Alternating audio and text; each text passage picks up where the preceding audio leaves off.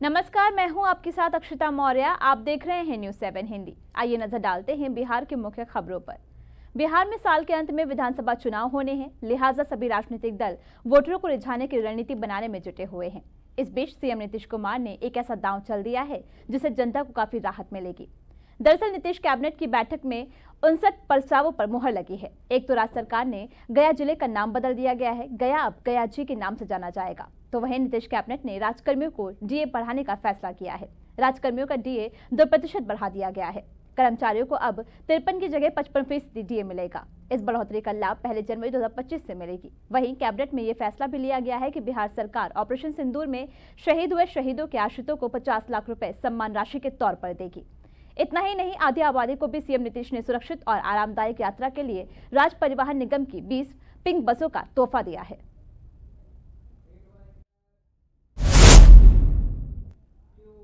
राष्ट्रीय जनता दल के अध्यक्ष लालू प्रसाद यादव की परेशानियां कम होने का नाम ही नहीं ले रही हैं। अब एक बार फिर उन पर कोर्ट का शिकंजा कस गया है।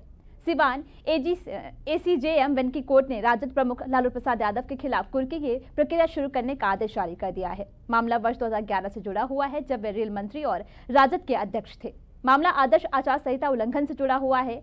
एसीजेएम वन एमपी एमएलए की कोर्ट ने इस्तेहार जारी किया है। बताया जा रहा है कि आरजेडी अध्यक्ष लालू यादव के खिलाफ इस्तेहार जारी किया गया है। अब इस्तेहार लालू यादव के गांव फुलवरिया चिपकाया जाएगा। जानकारी के अनुसार पहले समन और फिर वारंट जारी किया जाएगा और अब हाजिर नहीं होंगे तो कुर्की का आदेश लागू होगा। आपको बता दें कि वर्ष 2011 में सिवान के दरौंदा में राजद अध्यक्ष ने पार्टी के प्रत्याशी परमेश्वर सिंह के समर्थन में एक जनसभा की थी और अपना संबोधन दिया था। जब उन्होंने अपना संबोधन दिया था तो क्षेत्र में धारा 144 लागू थी और लाउड स्पीकर का प्रयोग प्रतिबंधित था।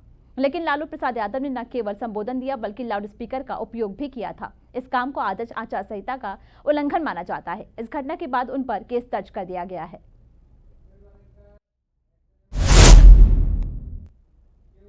भारत पाकिस्तान सीजफायर के बीच भारत नेपाल सीमा पर अतिरिक्त चौकसी बढ़ा दी गई है। इस कड़ी में सुरक्षा बल लगातार भारत में अवैध रूप से प्रवेश करने वाले विदेशी नागरिकों की धरपकड़ कर रहे हैं। हाल ही में मोतारी जिले के रक्सौल में भारत नेपाल सीमा पर पहले 4 चीनी नागरिक, फिर फ्रांसीसी नागरिक और अब शुक्रवार को कनाडा के एक व्यक्ति बिना वीजा के नेपाल की बॉर्डर पर गिरफ्तार किया गया है। वहीं शुक्रवार को ही एसएसबी जवानों ने मधुबनी नेपाल बॉर्डर के पास एक चीनी नागरिक और 2 नेपाली युवक को पकड़ा है।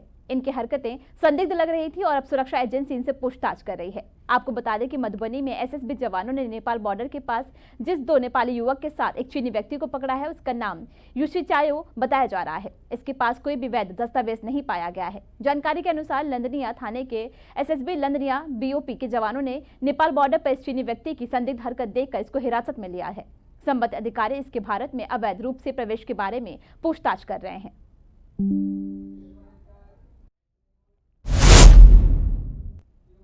बिहार में इसी साल के आखिर में विधानसभा चुनाव होने वाले हैं। सारे राजनीतिक दल अपने अपने गुणा गणित में लगे हुए हैं। नेता प्रतिपक्ष तेजस्वी यादव और उनकी पार्टी पूरी तरीके से अपनी रणनीति को बनाने में लगी हुई है। लेकिन एक बड़ा सवाल ये भी है कि क्या विधानसभा चुनाव से पहले राजद को नया प्रदेश अध्यक्ष मिलेगा या फिर जगदानंद सिंह की राजद की कमान को संभालेंगे। इस साल जनवरी माह में राष्ट्रीय जनता दल की तरफ से सभी अहम संगठनात्मक चुनाव के कार्यक्रमों के शेड्यूल को जारी कर दिया गया था, जिसके अनुसार आगामी 4 जुलाई को पार्टी के राष्ट्रीय अधिवेशन के मौजूदे और प्रस्ताव पर विचार करने के लिए राष्ट्रीय कार्यकारिणी की बैठक तय की गई थी। 5 जुलाई को राष्ट्रीय परिषद की बैठक और राष्ट्रीय अध्यक्ष का चुनाव और उसी दिन नवनिर्वाचित राष्ट्रीय अध्यक्ष की अध्यक्षता में राष्ट्रीय जनता दल के खुले अधिवेशन को आयोजित किया जाएगा। इससे पहले आगामी जून महीने में पार्टी की सभी जिला इकाई तथा जिले से राज्य परिषद के सदस्यों का चुनाव किया जाएगा, जबकि 12 जून को राष्ट्रीय परिषद के सदस्यों की सूची को प्रकाशित भी कर दिया जाएगा। 21 जून को राज्य परिषद की बैठक में प्रदेश अध्यक्ष, राज्य कार्यकारिणी के सदस्य और राष्ट्रीय परिषद के सदस्यों का चुनाव किया जाएगा। यानी राष्ट्रीय जनता दल का नया प्रदेश अध्यक्ष कौन होगा, इस बात पर मोहर लगने में अब बहुत कम वक्त बचा है।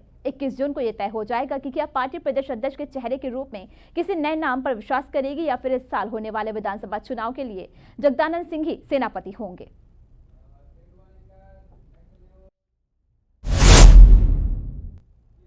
चुनावी साल में एक बार फिर पीएम मोदी बिहार आ रहे हैं। ऑपरेशन सिंदूर के बाद प्रधानमंत्री का पहला बिहार दौरा होने वाला है।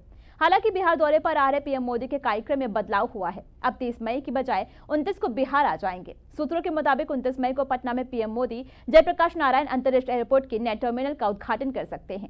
एयरपोर्ट का नई टर्मिनल भवन बनकर तैयार हो गया है। करीब 1216 करोड़ रुपए की लागत एयरपोर्ट की टर्मिनल भवन में बनाई गई है। पीएम मोदी 2 दिवसीय दौरे के क्रम में 30 मई को विशाल सभा करेंगे।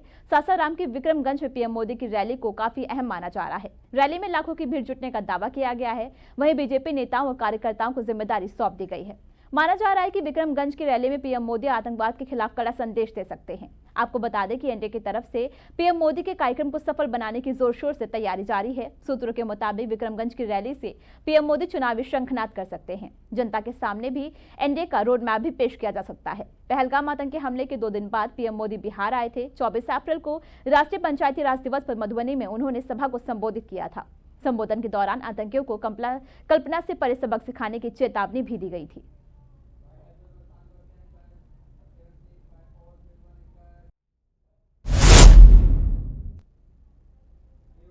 बिहार के इन मुख्य खबरों में बस इतना ही। देखते रहिए न्यूज़ 7 हिंदी।